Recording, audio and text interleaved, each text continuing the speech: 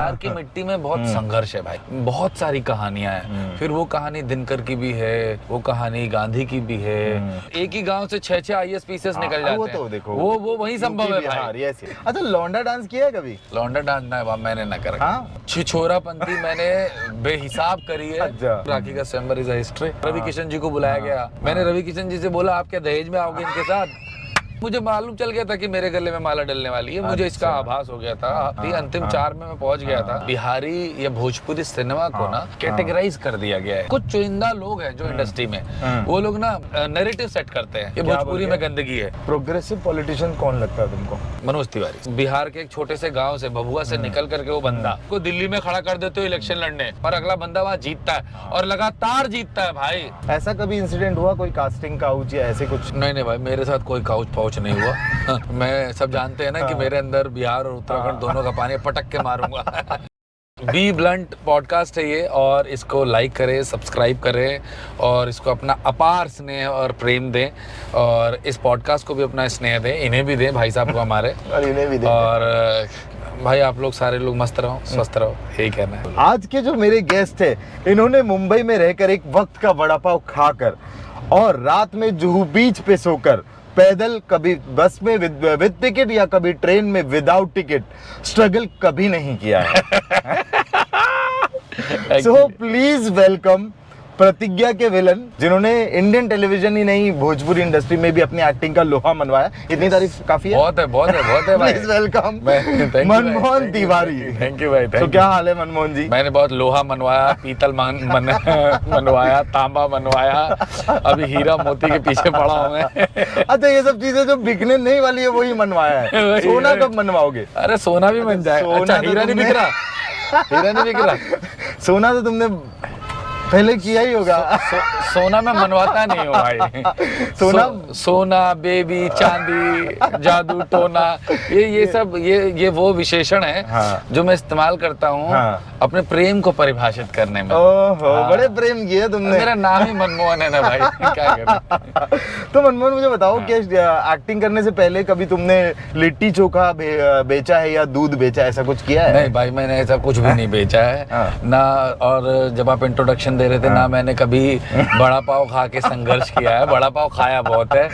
और क्या बोलते हैं ना, मैं ट्रेन में कभी बिना टिकट के घुमा हूं, कभी मजबूरी में कभी हो गया हो तो, हाँ सच निकल रहा है, तो एक बार कभी हो गया होगा मजबूरी में कि उस समय नहीं टिकट लेना है, फटाफट पकड़ना है, भागना है। तो पर कभी भी मेरे ये संघर्ष का हिस्सा नहीं रहा। और मुंबई नगरी में एक ब्यूटीफुल बात थी मेरे साथ ये रही है कि ऐसा कोई संघर्ष जो पटरी पर सोया हो और है ना, प्लेटफॉर्म पर सोया हो। मुंबई में पटरी पे लोग लोटा लेकर जाते हैं। लोटा लेके जाते हैं। नहीं तो मैं वो भी नहीं किया मैंने। अच्छा, वो गांव में किया होगा, खेत में। हाँ, खेत में किया है भाई, लोटा लेके गया हूँ मैं भाई। अरे चीची नहीं है भाई, मजा आता है। वो एक जगह बैठो पहाड़ बन जाए, दूसरी जगह जाओ पहाड़ बन जाए, फिर तीसरी जगह जाओ, तो वो पहाड़ हमने बनाया है भाई जिंदगी।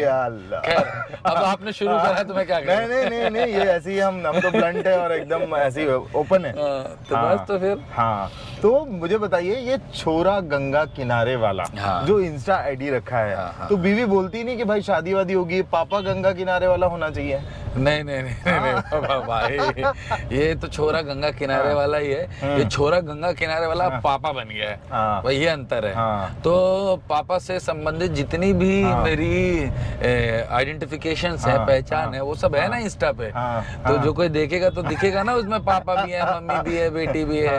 मुझे लगा कि लड़कियों को अट्रैक्ट करने के लिए। ना बाबा, नाम भी तुम्हारा मनमोहन है। अब तो एक ही लड़की है जीवन में जिसको अट्रैक्ट करना था, उसको कर लिया। वो मेरे घर पर है, मेरे घर की गृहिणी है, मेरे बच्चों की अम्मा है, मेरी जानेमन है, मेरी जिगर का छल्ला है, टुकड़ा है। वही है मेरा जीरा, मेरा हीरा, सब वही है। देखो कितना डिप्लोमेटिक। कोई डिप्लोमेटिक नहीं है भाई, लंच करने घर पे जाना है। कोई डिप्लोमेटिक नहीं है भाई, बिल्कुल सच्ची बात है, ईमानदारी से कह रहा हूँ। आपकी शादी नहीं हुई क्या? मेरी शादी हो गई है। तो बस, तो फिर मैं आपको बता रहा हूँ।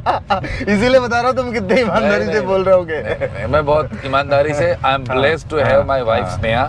और जब से मेरी जिंदगी में आई है, मेरी जिंदगी को उसने बहुत खूबसूरत बनाया है। और जैसा मैं चाहता था, जैसे मैं बीवी चाहता था अपने लाइफ में, मुझे वैसे ही मिली है। I am blessed to have her actually. Exactly. तो मुझे बताइए, एक बिहारी सभी पे भारी, ऐसे क्यों? नहीं देखो, अब ये तो कहावतें हैं। अब 1 लाख से वो क्या है ना, 1.25 लाख से बाज लड़ा हुआ तब मैं गुरु गोविंद सिंह कहा हुआ। ये तो ये कहावतें हैं, सब लोगों पर है, पर ये सब पर है। ये एक बिहारी का, एक गुजराती भी सब पर भारी है। तो भैया देखो ना, भारी है या कि बिहारी भारी है? तो बिहारी भारी है। क्यों क्यों क्यों? तुम तो उत्तराखंड, यूपी, बिहारी कैसे भारी है? नहीं देखो, भारी है। उसमें मैं फिर वही बात बोल रहा हूँ ना, कि उसमें सब भारी है वैसे तो। नहीं, बिहार की जो मिट्टी है ना, बिहार की मिट्टी में बहुत संघर्ष है भाई। और बिहार की मिट्टी में बहुत सारी कहानियां हैं। फिर वो कहानी दिनकर की भी है, वो कहानी गांधी की भी है, वो कहानी मतलब बड़े से बड़े लेखक भी वहां से हुए हैं। आज के समय में बड़े से बड़े IAS PCS वहां से होकर आते हैं, जजेस वहां से होकर आते हैं। इवन साहित्य है वहाँ सबसे बड़ी यूनिवर्सिटी, मिथिला वहाँ की सबसे बड़ी मतलब शैक्षिक संस्थान था वहाँ का। तो बिहार अपने आप में इतना वृहद है, इतना सुंदर है, इतना ब्यूटीफुल है, सोशल, कमर्शियल और हर तरह से बिहार मतलब बहुमुखी प्रतिभा का धनी है भाई। एक कुछ गाली बताओ बिहारी में, मतलब अब स्लैंग लैंग्वेज में जो है गाली तू सुनवा महाराज। बिहारी में घूर करके देख लेता है ना एक बार बिहारी, तो गाली पे भारी है। अदरवाइज एक बताओ कोई ऐसी जो प्रॉपर लैंग्वेज में हो। तो तुम YouTube पे बिहारी गाली डालोगे भाई? बताओ, मैं तो जानना चाहता हूँ क्या है मतलब। नहीं, इतने में काम चल जाता है हमारा। पटक के एकदम अच्छा, पटक के इतना रेलब कि भुला जी मैं तू सारा ढेर मैजा करवा अगर तू रंगदारी। तो वहाँ गुंडागर्दी नहीं बोलते हैं, वहाँ रंगदारी बोलते हैं। मतलब सीधा सब वहाँ रंगदार होते हैं। हाँ, एक्सटॉर्शनिस्ट है। और नहीं तो देखो, वहाँ जो भी होता है ना एक्सट्रीम पे होता है। अगर कोई कवि है तो एक्सट्रीमिस्ट होगा वो। अब देखो ना, दिनकर साहब और एक से एक बड़े बड़े कवि हुए वहाँ पर, वो एक्सट्रीमिस्ट रहे हैं। वहाँ तो सिंगरों को भी बोलते हैं भाई 1 घंटे गाना भी गाते हैं, तो वो एक्सट्रीमिस्ट सिंगर आते हैं। देखो ना, पवन सिंह और हमारे मनोज तिवारी जी, अपना भाई हमारा दोस्त, और अगर खेसारी, आगे नहीं जाएंगे तो गन पॉइंट पे गवाएंगे। नहीं, वो एक दौर हुआ करता था, वो दौर चला गया। बिहार को बदनाम करने की कोशिश मत करना मेरे सामने, है ना। तो वहाँ जो भी है वो एक्सट्रीम पर होता है। और देखो ना, अगर एक ही गांव से 6 IAS PCS निकल जाते हैं, तो देखो वो वही संभव है भाई। वो वही संभव है। कुछ बोलते हैं ना, और नेता तो वहाँ पैदा होता है। मतलब वो पैदा हुआ तो नेता तो वो बन के ही पैदा हुआ है, वो ब्लड में है। पॉलिटिक्स उसके ब्लड में है। कुछ एनेक्डोट बताओ बिहार का, कुछ कहानी बताओ तुम्हारे एक्सपीरियंसेस। अरे मेरे साथ की जो घटनाएं हैं बिहार की, यार मैं वहाँ पैदा नहीं हुआ हूँ। पैदा मैं उत्तराखंड ऋषिकेश में हुआ हूँ। बट मैं शादी ब्याह, घर के जो फंक्शंस होते हैं उसमें वहाँ मेरा जाना आना होता रहता है। एक घटना जरूर है मेरी। वो ये है कि मैं 10th स्टैंडर्ड में था जब मैं वहाँ गया था। तो मेरे एग्जाम के रिजल्ट आने वाले थे। तो रिजल्ट आने वाले थे और उससे थोड़े दिनों पहले बिहार का रिजल्ट आया हुआ था। तो मेरा जो मामा का बेटा है, मंटू नाम है उसका, तो मंटू फेल हो गया था। तो फेल हो गया था, बड़ा दुखी हो रहा था। तो मैं उसे बोल रहा, अबे कोई 12 कुंभ है क्या जो 12 साल बाद आएगा? तू परेशान हो रहा है, रो रहा है, हो जाएगा, अगले साल पास हो जाएगा, टेंशन ना ले। अब भाई साहब, थोड़े दिनों बाद मेरा रिजल्ट आने था। तो वहीं पर ही हूँ मैं, गाँव में। मम्मी पापा सब है गाँव में, शादी में ही गए थे हम। तो एक दिन जब मेरा रिजल्ट आया होगा, तो मेरे पापा ने मेरे को कमरे में बुलाया, मम्मी भी आई और उन्होंने बड़े प्रेम से, स्नेह से बैठाया, बैठो आराम से, और कि वो क्या है कि कुछ कहना है। मैंने बोला बताओ क्या कहना है? कि आपका रिजल्ट आया है। तो मैंने बोला ओके। तो मैं कॉन्फिडेंट था कि मैं पास हो जाऊंगा, मैं नहीं फेल होऊंगा। तो उन्होंने बोला कि बेटा तू रह गया मतलब तू रह गया मतलब तू फेल हो गया। हाँ, मैंने कहा ये कैसे हो सकता है यार। अब उसके बाद मतलब मेरे को क्या जा रहा है, थोड़े दिनों पहले मैं अपने भाई को समझा रहा था कि 12 साल बाद थोड़ी ना आएगा, कुंभ का मेला थोड़ी ना है। और अभी ये मेरे ऊपर घट रहा और मैं बहुत तकलीफ में था। मतलब फेल होना ना मेरे लिए, मैं पहली बार 10th स्टैंडर्ड में ऐसा हुआ कि अब मुझे नहीं लगता था कि मैं फेल हो जाऊंगा। 12 दिन के बाद में अब वो दोस्तों से नजर मिलानी है जो मेरे साथ पढ़ते हैं। और हम हमेशा से ही कॉलेज के नेता रहे हैं, चाहे वो 10th स्टैंडर्ड हो चाहे वो 5th स्टैंडर्ड हो। तो एक दिन मेरा दोस्त मोहित सक्सेना मुझसे मिला और मैंने उससे बोला हाँ यार वो मुझे ना किताबें वापस दे दे, या कुछ तो किताबों का जिक्र हुआ उससे, तो या उसने मुझसे मांगी। मैंने बोला क्यों दे दे बे, मेरे को तो जरूरत है उसकी। हाँ मेरे से मांगा उसने किसी के लिए। मैंने बोला क्यों दे दे, तो मैंने बोला यार मैं तो रह गया ना, तू भूल गया क्या? कह रहा किसने कह दिया तू रह गया, तू पास है, तू कैसी बातें कर रहा? मैंने बोला है, मुझे दिखा, अखबार दिखा, उस समय अखबार में आता था ना, वो मेरे को घर ले गया, अखबार में मेरा नंबर दिखा रहा है। मैंने कहा यार मैं तो पास हूँ यार। मैं भाग के गया एकदम घर पे। मैंने बोला पापा आपको किसने बोला कि मैं फेल हो गया? कह रहा मंटू ने देखा। मंटू मेरा बड़ा वाला भाई, मेरा सगे भाई का भी नाम मंटू है, लक्ष्मी नारायण तिवारी, कि उसने देखा कि तू फेल हो गया है। मैंने बोला अच्छा, ये देखो मेरा नंबर है, ये मेरा रोल नंबर है, और ये है मैं पास हूँ। तो मैंने मंटू भैया को बोला मंटू भैया अजीब आदमी हो यार, आपने गलत नंबर देख लिया, क्या कर दिया, मेरे को फेल बता दिया। मैं 12 दिन तक फेल होने का शौक मना चुका हूँ। तो ये घटना मेरे साथ बिहार में घटी थी, जिसका संबंध उत्तराखंड से भी था। अच्छा लौंडा डांस किया है कभी? लौंडा डांस ना मैंने ना करा। डांस बहुत किया मैंने, छिछोरापंती मैंने बेहिसाब करी है ना, पर लौंडा डांस नहीं किया भाई। मतलब हम लोग जब थिएटर करते थे, अस्मिता थिएटर ग्रुप हमारा दिल्ली में, हम थिएटर करते थे, मैं, अजीत और मेरा एक दोस्त होता था दीपक राजौर। हम तीनों रात को अगर जब शादी ब्याह वाला जो मौसम होता था, तो हम लोग रात कोई भी निकल रही हो, दिल्ली, नोएडा, गुड़गांव, कहीं पर भी पहुंच जाते, हम लोग भाई अच्छे कपड़े पहन करके जाते थे हमेशा, क्योंकि एक्टर बनना था तो सुंदर कपड़े पहन करके रहना हमारी पहली प्राथमिकता थी। कूद जाते थे बारात में, पहले खूब नाचेंगे, अंदर जाएंगे और खाएंगे। और कई लोग पहचान भी लेते थे ये नहीं है, जस्ट बिकॉज हम लोग इतना डांस परफॉर्म करते थे, कहते थे खाना तो बनता है, खा लो, खा के बढ़िया सुंदर। उस टाइम पे वो खाना भी मिल जाए तो मजा ही है, मजा आ जाता था। मुझे क्या बताओ, बचपन में कभी रात के अंधेरे का फायदा उठाया है? जैसे कि रतिया में कमीना कुमारी के संग। रतिया में कमीना कुमारी मतलब बोलते हैं ना, रतिया में कमीना कुमारी के संग रहल। नहीं भाई, ऐसा कोई काम नहीं करा मैंने। आप ये गलत प्रश्नावली लेकर आप बैठे मेरे साथ में। ऐसा रात का नाजायज फायदा नहीं उठाया भी होगा तो अभी बोल नहीं सकता है, हुआ ही नहीं है भाई, ऐसा कुछ काम होता नहीं। रात के अंधेरे में सिर्फ हम लोग सोते हैं, और सिर्फ सोते हैं। रिक्शा का फायदा? रिक्शा नहीं, मैं सोने की बात कर रहा हूँ, रात के अंधेरे में हम सिर्फ सोते हैं। सोते समय आप जो भी जागरण करने को कह रहे हैं वैसा कुछ नहीं। रिक्शा में कभी? ना कभी ना। मुंबई में भी नहीं? मुंबई में भी नहीं। ये मेरे को बड़ा छिछोरापंती लगता है, वो जो भी रिक्शे में पप्पी जपियां करते हैं। एक तो रिक्शा ड्राइवर अपनी ड्राइव कर रहा होता है, पीछे ये लोग अपनी गाड़ी चला रहे हैं। नहीं, बिना बात के आप सुख दे रहे हो ना उसे, आप उसको पैसे दोगे पहली बात, और दूसरा फिर आप दूसरा सुख दे रहे हो, ये अपने आप में अपराध है, गलत है। और दूसरा ये जो प्रेम है ना भाई, मैं इसको बड़ा सीरियस लेता हूँ, और ये इतना प्राइवेट होता है, इतना पर्सनल होता है कि इसकी इज्जत करना बहुत जरूरी है। अगर आप किसी को प्रेम करते हैं ना, तो उसका सम्मान करना बड़ा अनिवार्य है। वो कृष्ण जी का है ना, वो गाना है एक बड़ा अच्छा, प्रेम परिभाषा जानता न कोई, कन्हैया को योगी मानता न कोई, बिना परिणय के वो प्रेम की दीवानी, बिना परिणय के वो प्रेम की दीवानी, कान्हा की पटरानी हो गई, राधा ऐसी भई श्याम की दीवानी, के ब्रिज की कहानी हो गई। क्या बात है, क्या बात है।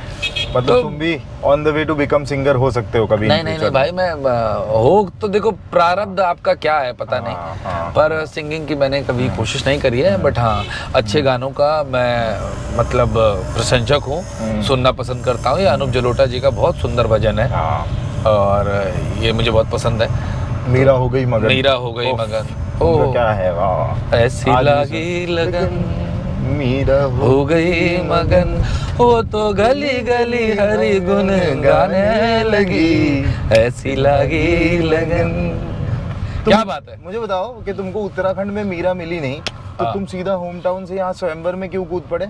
ये बहुत घटना ऐसी घटी कि थिएटर कर चुका था मैं ना भाई, और अब ये था कि जाना है, कुछ तो करना है, एक्टिंग करनी है, मुंबई नगरी आना है। मैं आया भी था, फिर लॉ का मेरा लास्ट सेमेस्टर था। अच्छा, लॉयर भी है? लॉयर भी है? लॉयर भी हूँ मैं।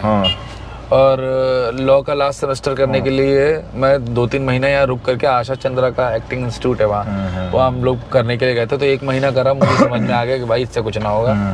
मैं चला गया वापस। तो अपना लॉ एग्ज़ाम कंप्लीट करा। उसी समय मेरे भांजे को ना, मेरे प्रकाश तिवारी नाम है उसका, हम लोगों ने उसको साइबर कैफे खुलवाया था। अच्छा।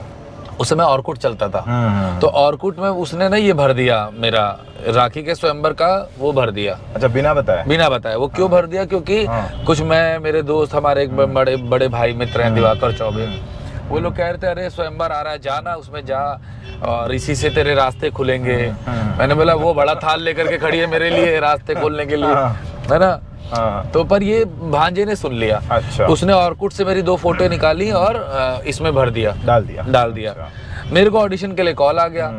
मैंने बोला यार ये कौन है भाई, कौन? मुझे लगा ये 022 से नंबर से कॉल आ रहा था।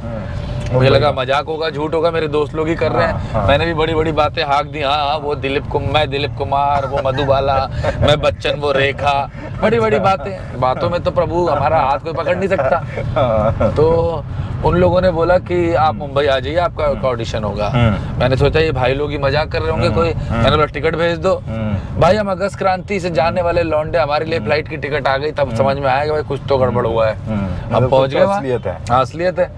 फिर हमने भगवान से अपने प्रार्थना करा, घर में सबको बताया। सब कह रहे तू शादी करेगा? मैंने बोला कौन कर रहा पापा शादी, मैं एडवोकेट हूँ, मुझे मालूम है कि कब क्यूट करना है। कि उन लोगों को पता था कि स्वयंवर में जा रहे हैं? हाँ मैंने बताया था। अच्छा। तो सब लोगों ने, मैंने बोला पापा मैं ऐसा ऑडिशन दूंगा कि मुझे बाहर निकाल देंगे। अच्छा। तो अभी तो ऑडिशन के लिए बुला रहे हैं। मैं गया भी वैसे ही, एकदम बटन वटन बंद करके, सीधा साधा सा लड़का बन करके। मेरे को क्यों लेंगे ये लोग?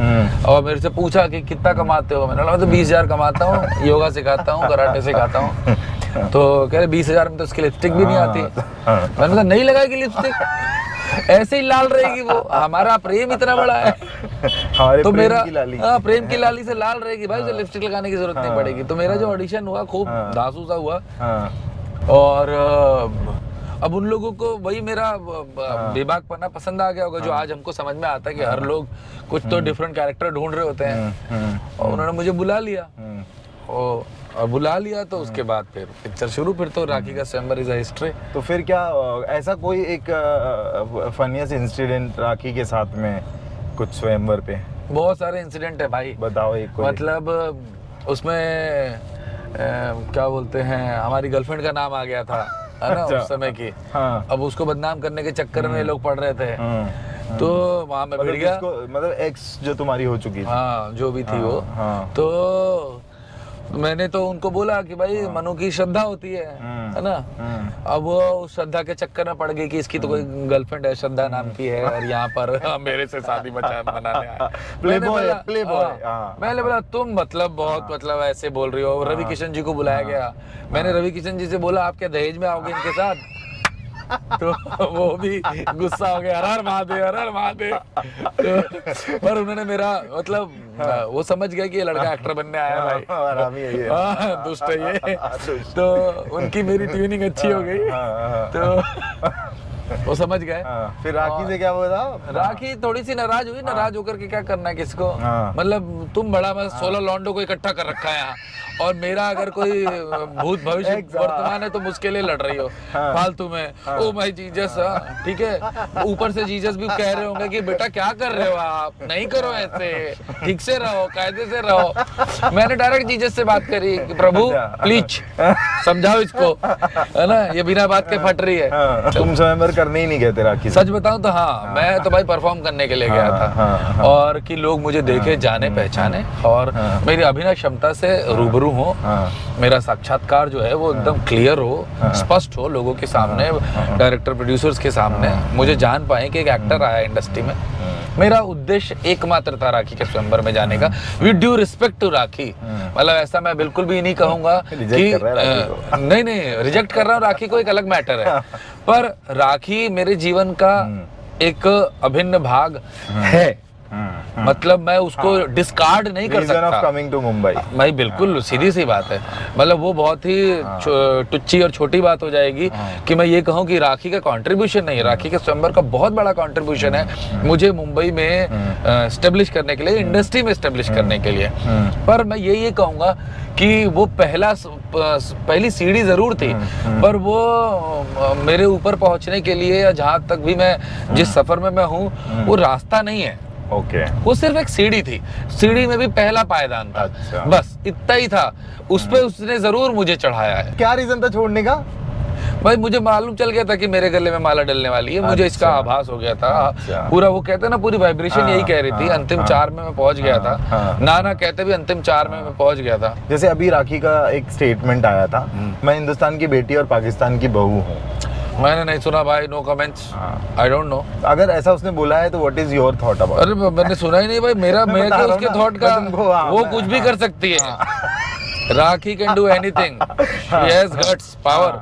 वो इलेक्शन लड़ गई, वो कुछ भी कर सकती है। वो प्रधानमंत्री, हमारे माननीय श्री प्रधानमंत्री मोदी जी के खिलाफ भी इलेक्शन लड़ सकती है, उसके अंदर वो सामर्थ्य है। उसको 21 वोट मिले वो एक अलग मैटर है, पर वो लड़ सकती है, इसका मुद्दा है उसके अंदर।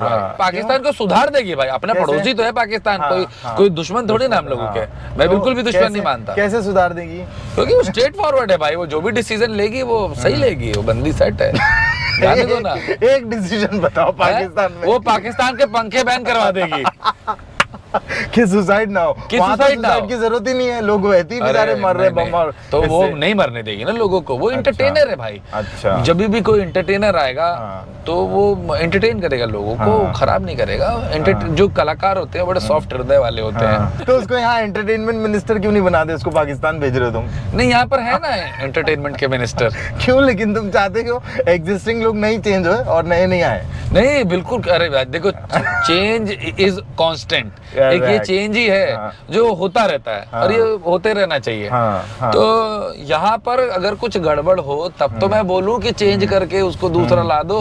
एक व्यवस्था है, 5 साल की, एक मिनिस्टर है, वो 5 साल जब समाप्त होंगे। बहुत सारी प्रॉब्लम्स है, महंगाई है और बहुत सारी चीजें है, तो व्यवस्था गड़बड़ा तो गई है ना। अरे नहीं, व्यवस्थाएं मैं बता रहा हूँ ना, व्यवस्थाएं तो डेफिनेटली, व्यवस्था अगर गड़बड़ नहीं होगी तो हमारा जो एक प्रोसेस है, इलेक्शन लड़ने का प्रोसेस है, कैंडिडेट बदलने का प्रोसेस है और विपक्षी दल हैं, इन सब लोगों की जरूरतें क्यों हैं? अगर व्यवस्थाएं गड़बड़ होती हैं तो जितने भी विपक्षी पार्टीज हैं उनका रोल इंपॉर्टेंट होता है, उनका रोल बड़ा होता है, वो उसमें कांस्टेंट करते, उसमें पार्टिसिपेट करते हैं और उस व्यवस्था के खिलाफ जो भी गड़बड़ हो रहा है उसके खिलाफ लड़ते हैं, उसके खिलाफ आवाज उठाते हैं। और जब जनता इसका मूल्यांकन करती है कि ये जो आवाज उठा रहे हैं ये सही उठा रहे हैं, अगर वो सही उठा रहे हैं तो जनता उनके साथ जाती है और उनको जिताती है और मैंडेट चेंज होता है। और अगर जनता उस आवाज से प्रभावित न होकर के सेम मैंडेट को रिपीट करती है तो जनता, आप समझ जाओ कि जनता उस चीज से सकारात्मक भाव में जा रही है कि नहीं भाई सही है, कोई प्रॉब्लम नहीं है। तो अब ये देखो ना, आज पेट्रोल जितने का भी है, 150 रुपए का है, 90 रुपए का है, किसी समय 70 का था। राहुल गांधी के बारे में तुम्हारे क्या पॉइंट ऑफ व्यू? बहुत अच्छे आदमी है, स्ट्रॉन्ग पोपोजिशन लीडर है, सच्चा जेन्युइन पर्सनालिटी, जो कि पॉलिटिक्स में आ चुके हैं। और अब धीरे धीरे अब पॉलिटिक्स तो तुम में चाहते हो अगले प्रधानमंत्री वो बने? नहीं, मैं ये बिल्कुल भी नहीं चाहता, बिल्कुल भी नहीं चाहता। क्यों क्यों क्यों? अच्छे आदमी है, अच्छे पॉलिटिशियन है। नहीं, सुनो तो सही, मैं क्या कह रहा हूँ। राहुल गांधी जी के लिए मेरे हृदय में बहुत रिस्पेक्ट है। प्रधानमंत्री बनने का जो हकदार है ना, हकदार कोई नहीं होता, टैलेंट होता है। वही मैं कह रहा हूँ, वही मैं कहना चाह रहा हूँ। प्रधानमंत्री बनने का जो हकदार है ना, वो वही होगा जो उस सीट की गरिमा को समझता हो या उसके अंदर उसको समझने की समझ हो। वो जो सीट पर बैठ करके सभी लोगों को एक समान भाव से देखते हुए सबका विकास करे, सर्वांगीण विकास करे, वही प्रधानमंत्री बने, जिसके अंदर वो सारी क्षमताएं हो। So, आपका बोलने का मतलब he is not great sensible person. देखो, individually he is very genuine आदमी, बहुत अच्छा एज ए पॉलिटिशियन में पूछो। एज ए पॉलिटिशियन वो फेल हो रहे हैं, बार हो रहे हैं भाई। तो भाई एनी चांस तुम पॉलिटिक्स ज्वाइन करने वाले हो? नहीं भाई, नहीं। हाँ, और ज्वाइन करोगे तो कांग्रेस या बीजेपी? आपने मेरा ओपिनियन मांगा था, मैंने अपना ओपिनियन दे दिया। Favourite political party BJP Congress? भाई मेरा फेवरेट लीडर योगी जी हैं। बीजेपी बोलेगा है ना, योगी जी हैं, ठीक है। और पार्टी वार्टी देखो, मैं अभी बिल्कुल इसमें कुछ उसके इस स्पीच में मैं नहीं पढ़ूंगा, यू नो, एक्सक्यूज मी। हाँ। या सो मुझे बताइए कि बॉलीवुड के कंपैरिजन में जो बॉलीवुड और भोजपुरी हीरोइंस होती है उनमें क्या डिफरेंस है इन टर्म ऑफ परफॉर्मेंस कोई एंड नहीं। Appearance? In term of performance and appearance यार ऐसा तो कुछ खास है नहीं। नहीं, देखो सारी अब तो हीरोइनें तुमको वैसी हैं। बताना पड़ेगा ना, नहीं, वो मैं ऐसा बताता नहीं रहा है कि हूँ। खास नहीं है। नहीं, हाँ। मैं आपको बताता हूँ। हाँ, बताइए। क्या हो गया है ना, बिहारी या भोजपुरी सिनेमा को ना कैटेगराइज कर दिया गया है। हाँ। ऐसा थोड़ी ना है कि हिंदी फिल्मों में वल्गर गाने नहीं आ रहे हैं, है ना। कुंडी खोल रात को, वो कौन सा गाना है वो, मतलब 1 या 2% होंगे। 1-2% क्यों, यहाँ पे बहुत सारा शायद और परसेंट कम होंगे। है, जिसमें महेश भट्ट है, हमारा बॉलीवुड है जिसने सन्नी लियोनी को एक्सेप्ट कर लिया। यार आप क्या बात करते हो, ये दोहरी मानसिकता नहीं रखनी चाहिए भोजपुरी के बॉलीवुड ने प्रति। नहीं किया, ये हमारा इंडियन ऑडियंस ने किया। बॉलीवुड ने भैया, तो प्रोड्यूस किया हर हाँ, तरह तो के किया actors ना। का। हाँ। आप परोसोगे तभी तो कोई खाएगा ना, तब तो आप अच्छा गलत बोलोगे। तो हमारे यहाँ की जो जनता है ना, बहुत बड़ा हृदय है उनका, वो सबको एक्सेप्ट कर लेती है। तो बीजेपी कह रहा हूँ भाई, क्या मुंह में घुस रहा है, भोजपुरी को भी वो एक्सेप्ट BJP कर चुके हैं, हाँ। भोजपुरी को भी एक्सेप्ट कर चुके हैं। हाँ। पर कुछ चुनिंदा लोग हैं जो इंडस्ट्री में, वो लोग ना वो एक नैरेटिव सेट करते हैं कि क्या भोजपुरी बोल में के? गंदगी है। हाँ। ऐसा नहीं है कि गंदगी नहीं है भाई, आज गंदगी से ज्यादा मैं ये बोलूंगा कि वहाँ वो बेहतर काम नहीं हो रहा है जो साउथ वाले कर रहे हैं। जब वो वाला सिनेमा बनाने लगेंगे तो वो भी उसी पैरेलल कैटेगरी में आ जाएंगे। और रही बात हीरोइने की, तो भोजपुरी में बहुत अच्छी अच्छी हीरोइन है। रानी चटर्जी है, पाकी हेगड़े है, रिंकू दत्ता है, रिंकू घोष है, और क्या बोलते हैं, but are they really as Dubey हैं, वो क्या बट नाम है आर उनका? They really as intense and as real as Kajol, Kareena? उन लोगों के लिए जो भोजपुरी ऑडियंस है उनके लिए वही विद्या बालन है, रानी अच्छा, चटर्जी। अच्छा। उन लोगों के लिए पाकी हेगड़े नहीं, अपने आप लेकिन में वो एक ही जो सुर में आप चले जा रहे हो, वो कहीं ना कहीं आके वो सुर उस टूटता है। सिनेमा की कमी से है भाई। वो जो एक क्रिएटिव जो पार्टिसिपेशन है ना, उसमें जैसे जैसे घटोतरी हो रही है, कमतर हो रहा है, उस सिनेमा बदनाम हो रहा है, और उसकी वजह से आप हीरो या हीरोइन को आंकते हो। अदरवाइज लोगों ने एक्सेप्ट करा। अगर लोगों ने एक्सेप्ट नहीं करा था तो आज मनोज तिवारी जी जिस जगह पर बैठे हैं वो बैठे होते, क्या रवि किशन जी ऐसे सांसद बन करके बैठे होते, क्या पवन सिंह को लोग इतना प्यार ऐसे दे रहे होते। भोजपुरी की एक्सेप्टेंस है ना कि एक भोजपुरी सिंगर आकर के हिंदी में गाना गाता है और वो बम्पर सुपर डुपर हिट हो जाता है। पवन सिंह वाला हाँ। हो मुझे रहा एक है बात कि नहीं हो रहा है? जैसे या मनोज तिवारी जी ने गाने गाए वो हिट हो रहा है, शारदा सिन्हा जी ने गाने गाए वो हिट हो रहे हैं। अब वो चली गई क्योंकि स्वर्गीय। आप सैया, साली, रिमोट, लहंगा, चुम्मा, ये सब के बाहर अगर बड़े भोजपुरी मजेदार गाने content- होते हैं। हाँ, पता है ये सब मतलब आपको अपने कंटेंट को फिर इतना मैं ज्यादा वही कह रहा हूँ damage कर लिया ना। मैं बात वही है कि वो लोग इससे अब चोली से बाहर ही नहीं निकल रहे। हाँ, तो नहीं निकलोगे तो भाई तो फिर क्या होगा, आप ढके रहोगे, गंदगी रहेगी। क्योंकि वही आप देखोगे ना, जैसे फॉर एग्जांपल मैं कंटेंट की बात करूँ तो मिर्जापुर या ऐसे बहुत सारे इंटीरियर ऑफ इंडिया के कंटेंट है जो सुपर हिट है। बिल्कुल हिट लेकिन है। जब हम भोजपुरी में आते हैं ना तो वो पता होता है कि यार भोजपुरी में जो है ना, अब जैसे ताहिर हुसैन ने पहली भोजपुरी मूवी बनाई थी, ओके, तो जो बिमल रॉय के असिस्टेंट हुआ करते थे, बिमल रॉय ने बोला मैं ये लैंग्वेज में नहीं बनाऊंगा, तो उन्होंने बोला नहीं, I will make this film this content in Bhojpuri. नैन लड़ जाई है तमन्नवा माँ कसक होई बेकरी, प्रेम का छुट्टी है पटाखा तो धमक होई बेकरी, नैन लड़ जाई है। भाई साहब ये कौन सी लैंग्वेज है? Bhojpuri. This is Bhojpuri bro. हाँ। और ये देखो, हम जब किसी को कहते हैं ना कि ये भोजपुरी सिनेमा है, तब आप उसको गलत बोलना शुरू नहीं, but करते आपको हो। वो- पर ये दिलीप आपको साहब है, accept अमिताभ करना बच्चन पड़ेगा। है, हम पान खा करके यूपी बिहार को बेच रहे हैं और हिट रहे हैं वो लोग। अब मुद्दा यही है कि जब आपने भोजपुरी कह करके भोजपुरी घटिया सिनेमा बनाया है ना, But तो है ना वो। सिनेमा घटिया है, हाँ। भोजपुरी घटिया नहीं है भाई। नहीं नहीं, ऑफ कोर्स कोई लैंग्वेज कैसे घटिया हो सकती है, वो तो उनके makers- तो मेकर्स घटिया है ना, हाँ, जिन लोगों ने हाँ, घटिया हाँ। सिनेमा बनाया है। अब रिमोट से लहंगा उठाने वाली बात तो है। ऐसे सिनेमा मतलब कहीं ना कहीं खराब आप सिनेमा degrade कर रहे हो female खराब को। सिनेमा बनाने वाले लोग हर मीडियम में, हर इंडस्ट्री में एक से एक गंदी क्योंकि सिनेमा मैं बनाने का तुमसे ये रिकॉर्ड है। डिस्कशन इसलिए कर रहा हूँ कि you also did a Bhojpuri film. हाँ हाँ, मैंने की है ना, तुमने भी की है, अच्छी फिल्में करी है। रानी चली ससुराल, सपूत, एक कैसन दुनियादारी, सब सुंदर फिल्में हैं, बढ़िया फैमिली परिवार के साथ देख सकते हो आप। तो तुम मानते हो कि मतलब ऐसी भी मेजरली फिल्म है जो आप परिवार के साथ नहीं देख सकते हो?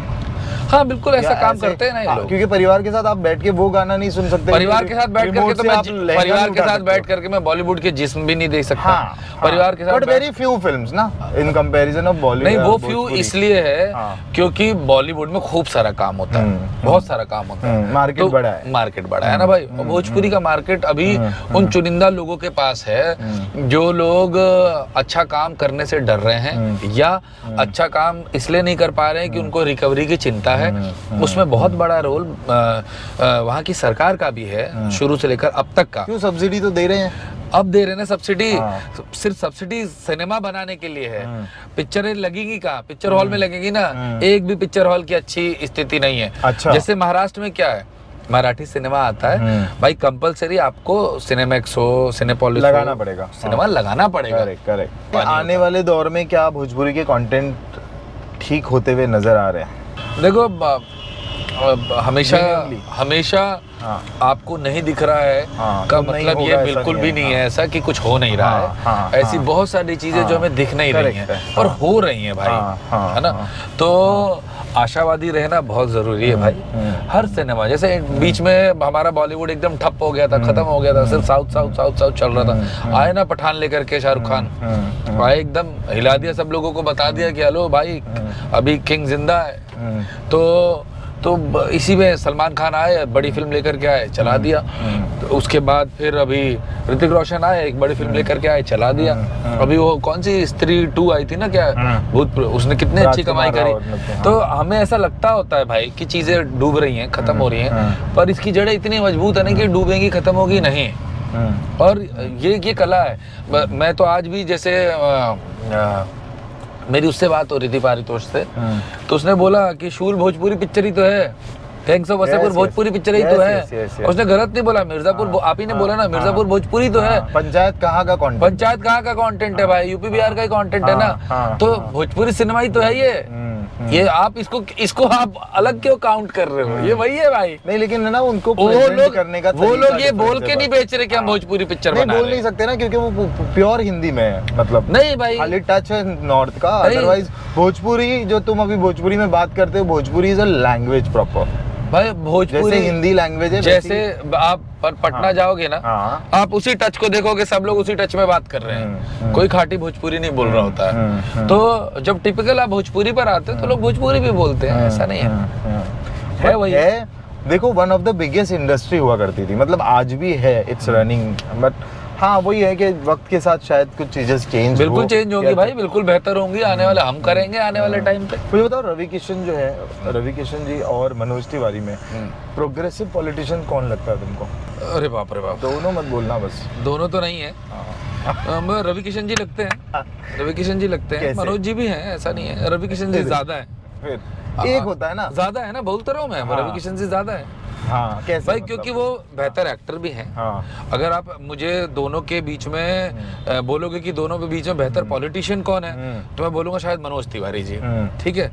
पर अगर आपने उस प्रोग्रेसिव सोच को बोला जो कि भोजपुरी सिनेमा को, इन चीजों को, तो क्योंकि वो एक्टर बहुत अच्छे हैं। एज ए पॉलिटिशियन मैं पूछ रहा हूँ कि कौन है जो प्रोग्रेसिव है एज अ पॉलिटिशियन?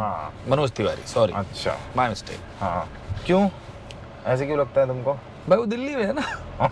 अच्छा, और वो वहाँ पर बाबा की कॉन्स्टिट्यूएंसी से है, तो वो मतलब वो कितना ही प्रोग्रेस कर ले, वो क्रेडिट तो योगी नहीं नहीं जी को ऐसी बात जाएगा, नहीं है ऐसा? भाई, हाँ जब करेंगे तो दिखेगा ना। हाँ हाँ, अच्छा करते ही नहीं है। नहीं नहीं करेंगे ना। दिखेगा दिखेगा तो लोग बोलेंगे हाँ। कर रहे। अभी क्या है ना भाई, जो बट तुम मैं ऐसे कैसे बता रहे हो कि मनोज तिवारी जी जो है वो प्रोग्रेसिव और क्या है, वो तो चैलेंज दिल्ली वाली आ बात गया है, चैलेंज वाली बात है, किसके पास हाँ। ज्यादा चैलेंज है, बड़ा चैलेंज किसके पास है? बड़ा चैलेंज इस समय मनोज तिवारी जी के पास है। अभी क्यों? दिल्ली जीत के क्योंकि लाना है। दिल्ली जीतना है। हाँ। दिल्ली में आपका विरोधी कौन है? माननीय केजरीवाल जी। हाँ। और केजरीवाल जी कुछ भी है, उन्होंने दिल्ली को घेर रखा है, हाँ, तो हाँ। उनके पास चैलेंज ज्यादा है। अब और जो रवि जी है वो है गोरखपुर में बाबा जिंदाबाद थे, जिंदाबाद है, जिंदाबाद रहेंगे। अच्छा। तो मुझे एक उनके बात लिए बताओ, संघर्ष कम है लेकिन वहाँ कैसे पर। कंपैरिजन आप करोगे मनोज तिवारी जी और अरविंद केजरीवाल का? आपने तो बकरा बनाया इनडायरेक्टली उनको। अरविंद किनको? केजरीवाल मनोज तिवारी को उधर खड़ा करके, अरविंद केजरीवाल अपने आप में एक बहुत मतलब एक तो आईएएस, एक्स आईएएस है, बिल्कुल। उसके बाद अपनी पार्टी खुद खड़ी अरे की। मैं मान रहा हूँ आप जिसको बकरा कह रहे हैं, पर चैलेंज तो है ना, बड़ा चैलेंज है कि हाँ, नहीं है? लेकिन वो तो मतलब आपने मुझसे जो पूछा मैंने वो it's बता like, दिया। तुमको मैं अपनी बात शेयर कर रहा हूँ, क्या तुमको लगता नहीं है कि इट्स लाइक मैं तुमको अमिताभ बच्चन के अपोजिट खड़ा कर दूं और बोलूं तुम इनसे बेटर एक्टर बन के दिखाओ? बिल्कुल, पर ये चैलेंज है ना मेरे लिए। हाँ, बट मैंने तो आपकी बात का पॉलिटिक्स में जवाब ऐसा दिया। होता नहीं है। वो तुमको देखो ऐसा एक अलग लगा? मैटर है। तुमको ऐसा लगा कि यार दिल्ली में मतलब मनोज जी से कोई बड़ा फेस होना चाहिए था अरविंद केजरीवाल के अगेंस्ट, उनके साथ पॉलिटिक्स करने के लिए? देखो भाई, बड़ा छोटा कुछ होता नहीं है राजनीति में ना, कभी भी कुछ भी हो सकता है। बड़ा इन द सेंस एक्सपीरियंस। मतलब क्या स्मृति ईरानी जी ने राहुल गांधी जी को हरा दिया, ये क्या अपने आप में अद्भुतास बात नहीं थी? क्या एग्जांपल है ना? तो राजनीति हो या किसी भी क्षेत्र पे, मैं ये कह दूं कि मनोज तिवारी जी छोटे हैं, अरे भाई मनोज तिवारी जी एक बिहार के एक छोटे से गांव से, भभुआ से निकल करके वो बंदा, ठीक है, वो पहले आता है बनारस में, फिर आते हैं मनोज तिवारी जी मुंबई में अपना नाम बनाते हैं, बनारस में अपना नाम बनाते हैं, फिर आप उनको दिल्ली में खड़ा कर देते हो इलेक्शन लड़ने। क्या उस समय चैलेंज नहीं था? क्या उस समय पंगे नहीं थे? पर अगला बंदा वहां जीतता है और लगातार जीतता है भाई, और वो भी उस आंधी में जहां पर केजरीवाल जी बहुत बड़ा तूफान है, उसके बाद वो जीतता जा रहा है। तो आप ये नहीं कह सकते कि छोटा है कोई, छोटा कोई नहीं है भाई। बट इंसान बड़े बढ़िया है वो भैया। मेरा उनसे साक्षात्कार नहीं है बहुत अच्छा, पर मैं जानता हूँ कि जीरो से हीरो बनने वाले लोगों में से मनोज तिवारी भी है और रवि किशन भी वही है। रवि किशन ने भी। तो आप ये नहीं कह सकते कि कोई कमतर है भाई। मुझे बताइए कि जैसे मैं coming back to our industry, तो कभी मतलब इन दिनों स्ट्रगल के टाइम पे शुरुआत से अब तक का ऐसा कभी इंसिडेंट हुआ, कोई कास्टिंग काउच या ऐसे कुछ? नहीं भाई, मेरे साथ कोई काउच पाउच नहीं हुआ। मैं सब जानते हैं ना कि मेरे अंदर बिहार और उत्तराखंड दोनों का पानी पटक के मारूंगा, वो काउच फट जाएगा। पता लग रहा है उस काउच पे कोई दूसरा आ ही नहीं पाएगा जीवन में, वो काउच उसके काम भी नहीं आ पाएगा। तो क्या भाई, गलती से भी नहीं, मतलब किसी ने कोशिश भी नहीं किया? नहीं, मेरे साथ नहीं हुआ। People should approach. देख लो भाई, अपना काउच फटवाना है तो बता लो। तो मेरे साथ तो ऐसा नहीं हुआ। जब तुम प्रतिज्ञा कर रहे थे उस टाइम पे, मतलब वो एक अपना मतलब तुम्हारा जो है वायरल होने का टाइम था प्रतिज्ञा का, तो how was your experience with the main lead Pooja Gaur? बहुत अच्छा था, सबके साथ अच्छा था वहाँ। कोई ऐसा एनेक्डोट जो पूजा के साथ हुआ हो? कुछ तो तुमने बीच में एक स्टेटमेंट दिया था, शी गॉट अनकंफर्टेबल। अरे नहीं, कुछ नहीं। देखो यार, अब कोई भी नया एक्टर आएगा और वो पहला होली का सीक्वेंस था जहाँ पर उसको टच वच करना था, हाथ लगाना था, तो अब वो नहीं उस तरह से सपोर्ट कर रही थी उस समय। तो मुझे लगा कि यार ये क्या करूं, अब मेरी भी उनसे जान पहचान नहीं है, ठीक है। तो मेरा क्या काम है, मैं तो डायरेक्टर के पास गया, उसमें उनकी गलती मैं नहीं कहूंगा। तो डायरेक्टर साहब ने बोला भैया अपने आप ही करना पड़ेगा मनमोहन, ऐसा ही है। तो अब उस बात को मैं बहुत अच्छी तरह से समझता हूँ कि कोई भी लड़की किसी भी नए एक्टर के साथ में और ऐसा कुछ कोजी सा सीन आ जाए तो वो अनकंफर्टेबल तो होगी ना। तो उनका अनकंफर्टेबल होना उनके कैरेक्टर को डिफाइन नहीं करता, उस सिचुएशन को डिफाइन करता है, मैं ये कहूँगा। और उस सिचुएशन को संभालने के लिए कमल मूंगा डायरेक्टर थे, बहुत अच्छे डायरेक्टर हैं भाई वो। उन्होंने मेरे को बोला कि Manmohan you have to perform yourself, और ऐसे मौके आते रहते हैं एक्टर के टाइम पर कि जब सामने वाला एक्टर आपको उस तरह से सपोर्ट नहीं करता जैसा आप एक्सपेक्ट करते हो। विलन की जिंदगी में आते हैं। आते ही हैं। तो पर भाई मैंने उनकी बात को गांठ बांधा और मैंने उसको परफॉर्म करा उस सीन को, और वो सुपर हिट सीन रहा। मुझे भाई पर्ल ग्रे हमारी प्रोड्यूसर होती थी, राइटर हमारे शांति भूषण होते थे, उन सब ने मेरी तारीफ करी। और फिर वो प्रतिज्ञा एक अपने आप में बहुत सुंदर जर्नी रही भाई, मुझे बहुत सराहा गया वहाँ पर। परफॉर्मर तो तुम हो ही यार, मतलब ठीक है। मेजरली नेगेटिव रोल ही क्यों किए? क्यों नेगेटिव रोल के वजह से कई टाइप का ये दोष इंडस्ट्री का भाई। जैसे कि है ना, क्या इंडस्ट्री का दोष है? ये बहुत जल्दी टाइप कास्ट कर देती है। एक बार अगर नेगेटिव कर दिया तो इसको नेगेटिव में बुलाओ, गांवटी कर दिया तो इसको गांवटी में ही बुलाओ, मतलब ये गांव का ही लड़का पुष्पा वाला रोल लेकर घूमोगे, पुष्पा वाला लुक लेकर घूमोगे, तो तुमको कोई कभी खुशी कभी गम कैसे देगा? अरे भाई ऐसा थोड़ी ना है, एक से बढ़कर एक एक्टर हैं जो पॉजिटिव रोल कर रहे हैं और दाढ़ी रख के घूम रहे हैं, तो ये कोई बात थोड़ी ना है। शाहरुख खान साहब विलन बनकर के आए थे इंडस्ट्री में, अगर उनको यशराज ने हीरो नहीं बनाया होता वो भी विलन ही रह जाते। ये तो बस एक्सेप्ट वाली बात है कि वैसे मैंने नेगेटिव पॉजिटिव कॉमेडी सब कुछ कॉमेडी भी किया ना, सब कुछ किया है। वही गुड़िया हमारी सभी पे भारी, उसमें किया है। हम है ना एक सीरियल आता था, प्रतिशा बैनर्जी इसमें थी, रमते, उसमें मैंने कॉमेडी करी है सोनी टीवी पर, खूब बढ़िया कॉमेडी करते थे हम लोग, मजा आता था। सो मुझे बताइए कि मनमोहन के बॉलीवुड के जो, जैसे बॉलीवुड में हमारे जो सेलिब्रिटीज हैं, हमेशा से बॉलीवुड के सेलिब्रिटीज या नोन फिगर ही सॉफ्ट टारगेट क्यों होते हैं लोगों के लिए? आसान होता है ना भाई, और कुछ नहीं है। बहुत आसान होता है किसी सेलिब्रिटी के ऊपर किसी भी तरह का प्रश्न चिन्ह लगाना, और हर कोई इजी चीज़ ढूंढ रहा है, बस यही बात है, और कुछ खास, और इसमें कोई XYZ नहीं है और कुछ आगे कुछ पीछे नहीं है। हर कोई आसान चीज़ ढूंढता है, फट से बोल देते हैं कि यार इन लोगों ने ऐसा कैसे कर दिया, इन लोगों ने वैसा कैसे कर दिया। तो ये वही है, इसमें ये सदियों से होता आया है और आगे भी होता रहेगा। इसके लिए एक बड़े एक्टर को जो भी है वो तैयार ही रहना चाहिए, मानसिक रूप से तैयार रहना चाहिए। क्योंकि अभी रिसेंटली जो सैफ अली खान की कंट्रोवर्सी चल रही थी बहुत, अच्छा, एक घर में हुआ है यार अटैक, उसके ऊपर अटैक हुआ है, तो उसके ऊपर लोगों की अलग अलग टिप्पणी है, कैसे हुआ, क्या हुआ, अच्छा बीवी ने मार दिया। अरे बाप रे बाप, वो एक एक्टरों के लिए एक चीज हो गई है भाई कि जब वो एक स्थान पर पहुंचते हैं तो रियल लाइफ और रील लाइफ दोनों में सामंजस्य बैठा करके चलना बहुत जरूरी है भाई, बहुत जरूरी है। पॉकेट मनी चलाने के लिए crime petrol was the main साधन ना, बहुत स्ट्रगल में। नॉट ओनली भाई पॉकेट मनी, उसने बहुत फेम भी दिया है ऑफ कोर्स। मतलब एक तरफ जब मैं देखता था कि राखी के स्वयंवर की वजह से लोग मुझे पहचानते हैं उस दौर में, फिर प्रतिज्ञा की वजह से पहचानने लगे, और उसके बाद अगर कोई दूसरी चीज जो उतने सड़ चढ़ करके लोगों के दिमाग में और जहन में थी, वो क्राइम पेट्रोल था भाई। लोगों ने बहुत पसंद किया। बिना केस हुए आपको क्रिमिनल बना दिया था और क्रिमिनल बनने के आपको पैसे भी मिलते थे। पैसे मिलते थे, हाँ, उससे बेटर क्या होगा। बहुत बढ़िया था वो। हाँ, और बहुत लोगों को नेम फेम दिया क्राइम पेट्रोल ने। गीतांजलि थी, बहुत सारे, पारितोष था। हाँ, पारितोष बहुत सारे, गीतांजलि है, मैं हूँ, ऐसे बहुत सारे लड़के हैं भाई, बहुत सारे क्राइम पेट्रोल ने जिनको जिंदा रखा है यहाँ पर, और पैसे की वजह से भी। और एक एक्टर जिस चीज का भूखा होता है कि उसे चार लोग पहचाने, तो क्राइम पेट्रोल की बहुत तगड़ी ऑडियंस थी यार। जैसे मैं जितने दिन से भी तुमको, जितने साल से जानता हूँ, तो तुम महादेव के बहुत बड़े भक्त हो।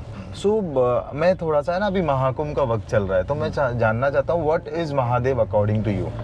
देखो मैं आपको एक बात बताता हूँ, महादेव जिसके ना आदि का पता है, ना जिसके अनादि का पता है, ना जिसके प्रारंभ का पता है, ना जिसके अंत का पता है, वो ओमकार जो कि एक ऐसी दिव्य ज्योति है जो सब में है, वही महादेव है भाई।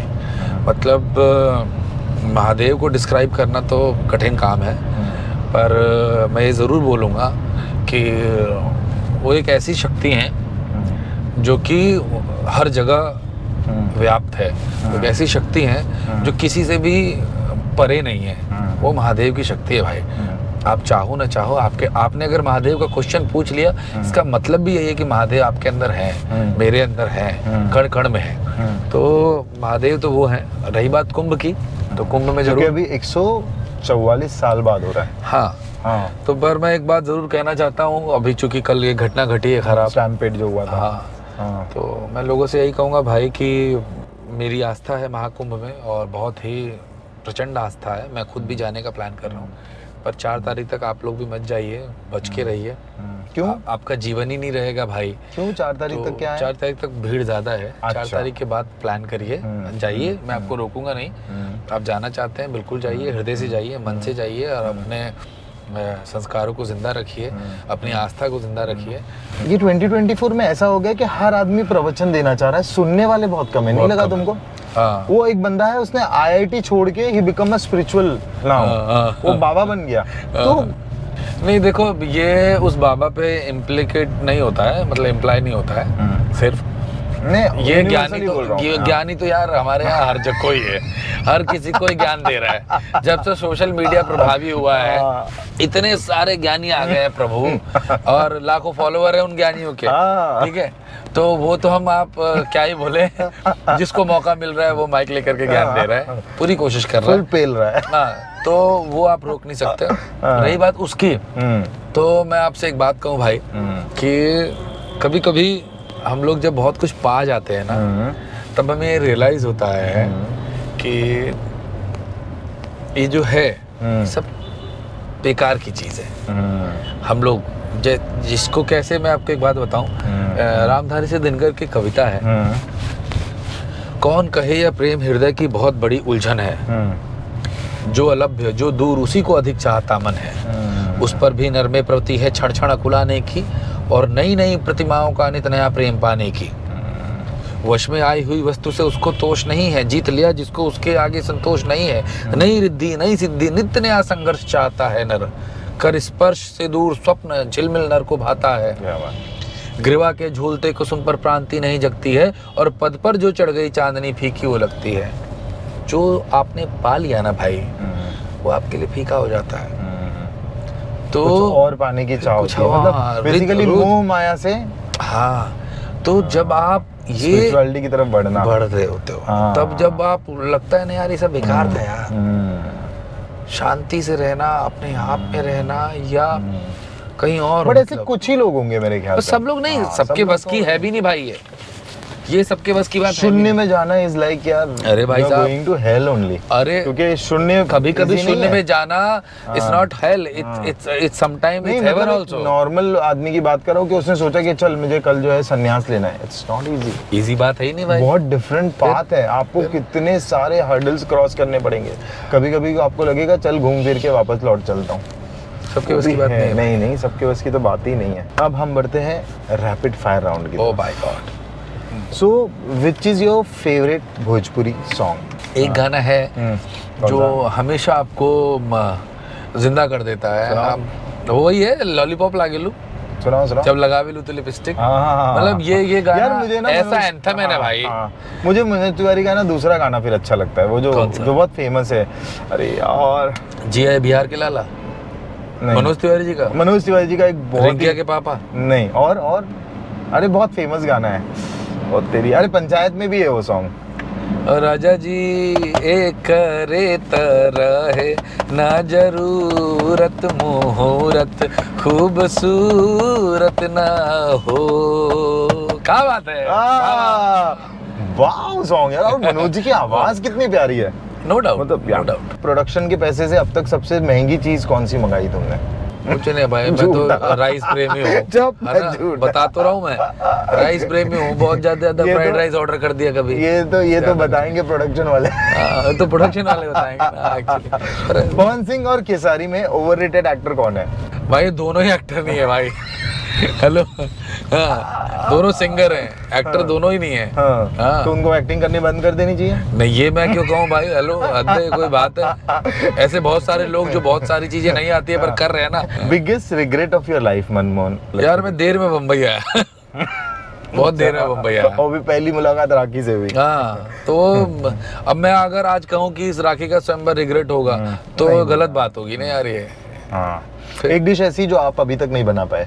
मालपुआ। हाँ। मैंने कई बार ट्राई करा, वो हमेशा मेरे से गड़बड़ हो जाता है। अच्छा। हाँ, ये हमारे यहाँ का बहुत फेवरेट डिश है भाई। हाँ। Otherwise I can cook anything. मैं राजमा चावल, कढ़ी चावल, छोले और यू नेम द थिंग मैं बना सकता हूँ। हाँ, सब veg non veg everything. Non veg नहीं, मैं वेजिटेरियन हूँ, तो मैं वेजिटेरियन हूँ, तो वेज आता है मुझे। हाँ, बट वेज में एवरीथिंग। चलो अच्छा है, आप लोगों को कभी कुछ खाना होगा तो मैं नंबर छोड़ दूंगा, कमेंट में फोन करके ऑर्डर कर सकते हैं। बहुत बढ़िया खाना बनाता हूँ भाई। So that was the funniest conversation with the only and only one Manmohan Tiwari. And लड़कियों को ये बड़े मनमोहित लगते हैं तो please do watch this podcast, do like share comment and comment करके बताइए कि मनमोहन तिवारी की आखिरी गर्लफ्रेंड का नाम क्या है। आई एम श्योर आप लोग बता ही देंगे, तो शो से ही होगी। कोई नहीं भाई।